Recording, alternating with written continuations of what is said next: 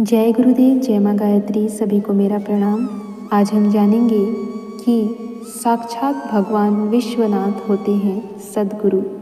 हम सभी अभी जान रहे हैं कि गुरु की महिमा क्या होती है, गुरु की सेवा से एक शिष्य क्या पा सकता है और किस प्रकार से हमें गुरु की सेवा करनी चाहिए।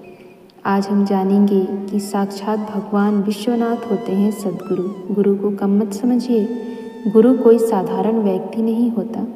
चलिए आज हम इसी बात को समझेंगे। गुरु गीता के महामंत्रों में साधना का परम रहस्य है। इसे जानने वाला जीवन की सारी भटकन से क्षण में ही उबर जाता है। जब समर्थ सद्गुरु के चरणों का आश्रय सुलभ हो, तब भला और कहीं भटकने से क्या फायदा। दयामय गुरुदेव के चरणों की महिमा की कथा उपयुक्त मंत्रों में कही गई है। इसमें भगवान महादेव ने माता पार्वती को बताया है कि सद्गुरु के चरणों के जल में किस तरह से साधक को यौगिक ऐश्वर्य की प्राप्ति होती है, किस तरह उसमें ज्ञान, वैराग्य आदि गुणों का विकास होता है। शिष्य के अंतर्मन में ज्यों-ज्यों गुरु भक्ति प्रगाढ़ होती है, त्यों-त्यों उसका अंतःकरण ज्ञान के प्रकाश से भरता जाता है। गुरु कृपा ही केवलम शिष्य के साधना में जीवन का एकमात्र सत्य है।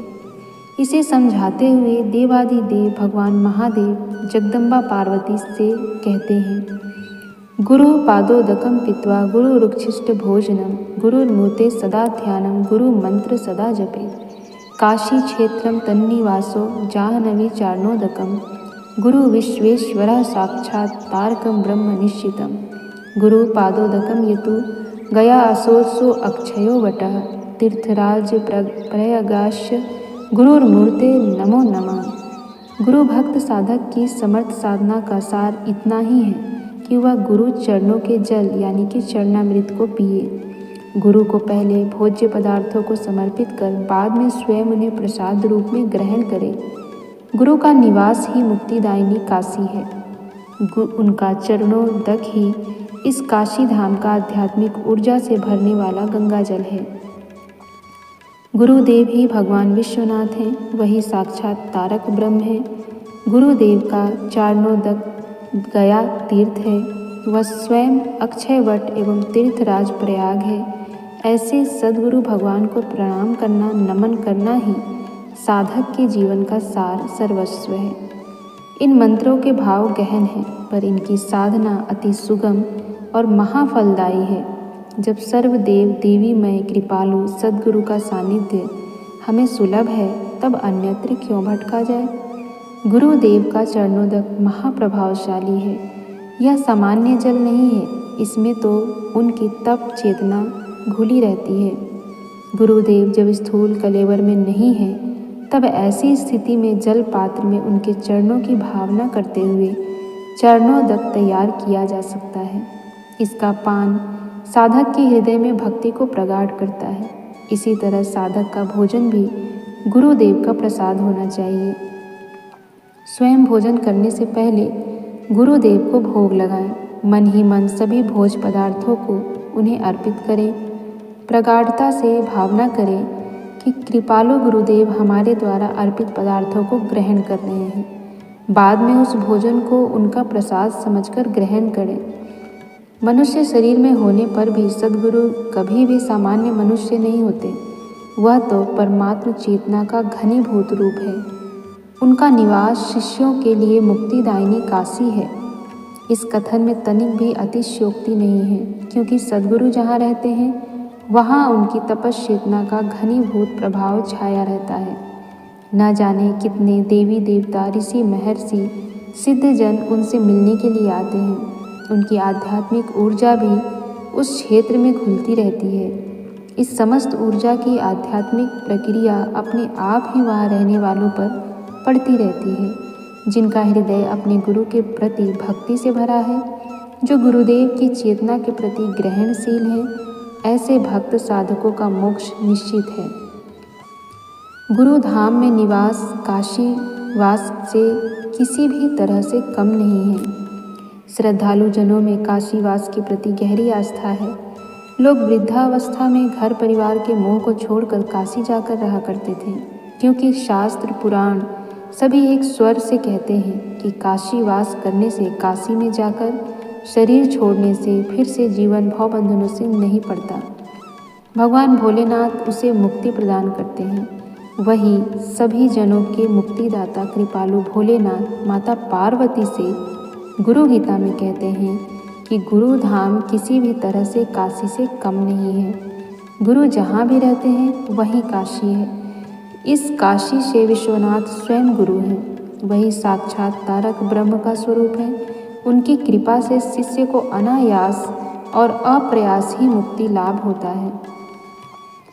गुरु चरणों का जल ही इस काशी में गंगा की जलधारा है, जिसका एक कण भी जीव को त्रिविध तापों से छुटकारा देता है। भगवान सदाशिव इस प्रकरण को और अधिक स्पष्ट करते हुए कहते हैं कि गुरुदेव का चरणोदक काशी तीर्थ तो है ही, गया तीर्थ भी है। सनातन धर्म को मानने वाले सभी जन गया की महिमा से परिचित हैं। गया वह पवित्र क्षेत्र है जहाँ प्रेत आत्माओं को मुक्ति मिलती है। पुराणों में कथा है कि भगवान विष्णु ने यहाँ पर गयासुर का वध किया था। असुर होने के बावजूद गयासुर के मन में भगवान के प्रति भक्ति भी थी। इस भक्ति से प्रसन्न होकर भगवान विष्णु ने उससे वरदान मांगने के लिए कहा।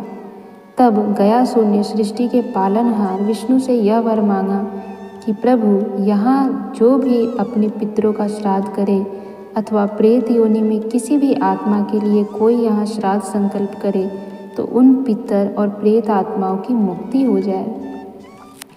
गुरु चरणों और चरण जल का प्रभाव भी कुछ ऐसा ही है। गुरु चरण केवल गुरु भक्त शिष्य के लिए ही कल्याणकारी नहीं है, बल्कि उनके लिए भी कल्याणकारी है जिनके कल्याण की कामना उस शिष्य के मन में उठती है। अपने गुरु का सच्चा शिष्य किसी के लिए भी कल्याण की प्रार्थना करेगा, उसका कल्याण हुए बिना नहीं रहेगा। गुरुदेव के चरणों का सानिध्य अक्षयवट एवं तीर्थराज प्रयाग की भांति है। जहाँ भी गई थोड़ी सी भी साधना अनंत गुना फलवती हो जाती है। यहाँ थोड़े से भी शुभ कर्म अपरिमित एवं असीम फलदायी होते हैं। ऐसे कृपालु गुरुदेव के चरणों में साधक शिष्यों का बार बार नमन कल्याणकारी है। कृपालु गुरुदेव की महिमा का अथ इति से रहित अनंत स्वरूप भगवान भोलेनाथ के सिवा और कौन जान सकता है। सद्गुरु का स्मरण चिंतन ही शिष्य के लिए महासाधना है, जिससे जीवन में सभी सुफल अनायास ही मिल जाते हैं। गुरु का महत्व हमने समझा। यह महत्व स्वयं भगवान भोलेनाथ ने माता पार्वती को समझाया है कि गुरु का महत्व क्या होता है। गुरु स्वयं विश्वनाथ है। गुरु जहाँ रहते हैं वही काशी है। गुरु के चरणों में ही सब कुछ है।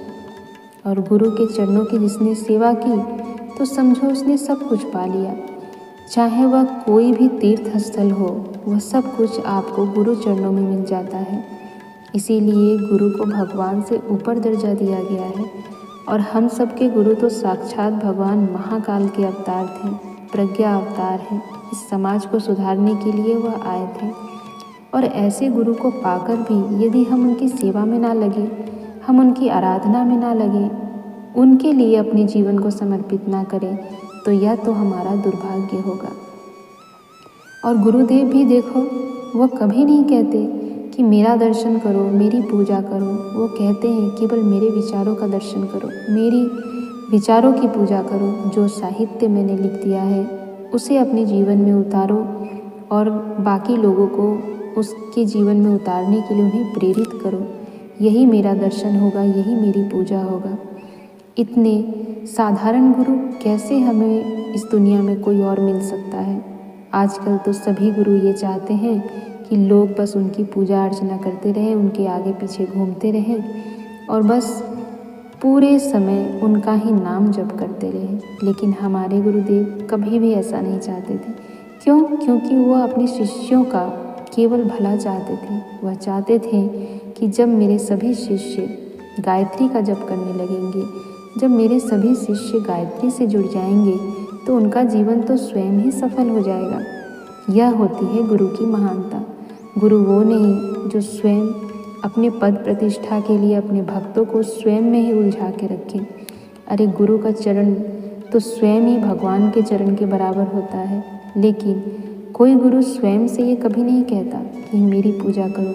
और हमारे गुरु इतने साधारण थे, इतने उदार हृदय थे और इतने बड़े दिल वाले थे कि उन्होंने सदैव हमसे ये कहा कि आप अपने आप को गायत्री में लगाओ। ऐसा गुरु आपको इस जन्म क्या किसी जन्म में नहीं मिल सकता है। इसलिए यदि इस जन्म में आपको ऐसा गुरु मिला है तो इसके महत्व को समझिए और उस महत्व को समझते हुए अपना फर्ज पूरा कीजिए। गुरु के प्रति जो एक शिष्य का कर्तव्य होता है उसे कीजिए। जो गुरु का वाक्य है उस पर ध्यान दीजिए। जो गुरुदेव ने हमसे कहा है, जो परम पूज्य गुरुदेव हमसे करने को कहते रहे हैं, हमें उसे करने के बारे में सोचना चाहिए, हमें उसे करना चाहिए। गुरुदेव स्वयं हमारे साथ हो लेंगे। आशा है कि आप सबको मेरी बात समझ आई होगी। मेरा एक ही मंतव्य है कि आप सब पूज्य गुरुदेव की वेदना को समझें, पूज्य गुरुदेव की बात को समझें और गुरु के प्रति जो आपका कर्तव्य है उसको भी समझें और उस प्रकार से अपने जीवन को जीना प्रारंभ कर दें। केवल अपने लिए जीना कुछ नहीं, जब आप गुरु के लिए जिएंगे तो स्वतः ही आपको सब कुछ मिल जाएगा जो आपने कभी सोचा भी नहीं है। जय गुरुदेव, जय माँ गायत्री, सभी को मेरा प्रणाम।